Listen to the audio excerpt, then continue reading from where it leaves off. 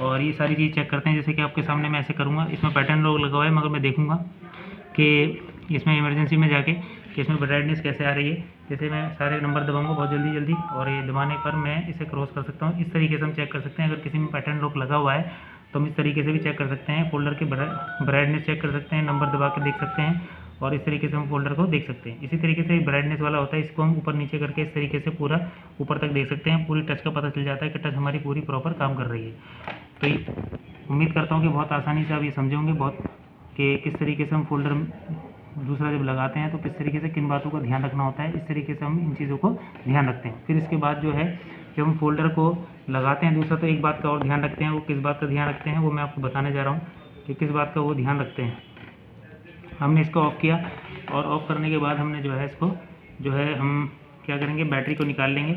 और बैटरी निकालने के बाद किस बात का ध्यान रखेंगे वो मैं आपको बताने जा रहा हूँ कि जिस तरीके से हमने बैटरी को आराम से निकाला और निकालने के बाद बिल्कुल आराम से निकालना है, कहीं भी जल्दबाजी नहीं करनी है कोई सी भी, क्योंकि जल्दबाजी में हमारे को दिक्कत आ जाती है। ये देखिए, ये हमारा फोल्डर का पत्ता है, इसको हम इस तरीके से आराम से निकाल देंगे। ये फोल्डर का पत्ता होता है, इसे हम आराम से निकाल लेते हैं। देखिए ये निकाल लिया हमने सही से।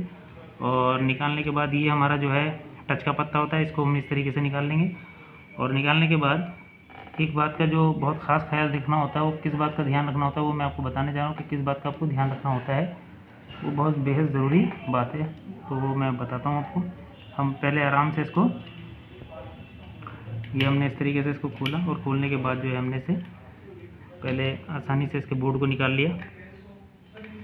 इस तरीके से हमने इसके बोर्ड को निकाल लिया आसानी के साथ। ये हमने बोर्ड को बाहर रख दिया। फिर हम इस पत्ते को आराम से, जैसे ये हमने पत्ता निकाल लिया, पहले हमने छोटा वाला पत्ता निकाल लिया डिस्प्ले का, और फिर मैंने जो है इसके ऊपर का टच का पत्ता निकाल लिया। तो बड़े ही केयरफुली सावधानी के साथ हमें जो है ये काम करना होता है। ये हमने निकाल लिया और निकालने के बाद जो है हमने ये जो है ये आराम से ये निकाल लिया। तो मैं ये बताना चाह रहा था कि ये फोल्डर आपने चेक करना सीख गए कि फोल्डर को निकालने से पहले हमें, दूसरा लगाने से पहले, बिल्कुल हमें पहले फिक्स करने से पहले हमें ध्यान रखना होता है कि कौन पूरा ब्राइटनेस पूरा काम कर रहा है नहीं कर रहा है, और नंबर पूरे काम कर रहे हैं नहीं कर रहे हैं। फिर दूसरी बात मैं आपको बताना चाहूँगा कि ये जो फ्रेम होता है, इस फ्रेम के अंदर खास ध्यान रखना होता है कि बीच के हिस्से में कोई गम तो नहीं पड़ी हुई है, या साइड में जो क्रोम होती है इस क्रोम के अंदर कोई गंदगी अटकी हुई तो नहीं है। अगर इस क्रोम में अगर आप बिल्कुल सफ़ा करके नहीं लगाएंगे तो साइड में से लाइट नज़र आती है। तो इस चीज़ का खास ख्याल रखना है कि जब भी हम फोल्डर लगाएं तो इसके क्रोम बिल्कुल सफ़ा होना चाहिए, नीट एंड ग्रीन। अगर ये सफ़ा नहीं होगा तो साइड से लाइट दिखेगी। तो उम्मीद करता हूँ कि बहुत आसानी से बहुत अच्छा समझोगे।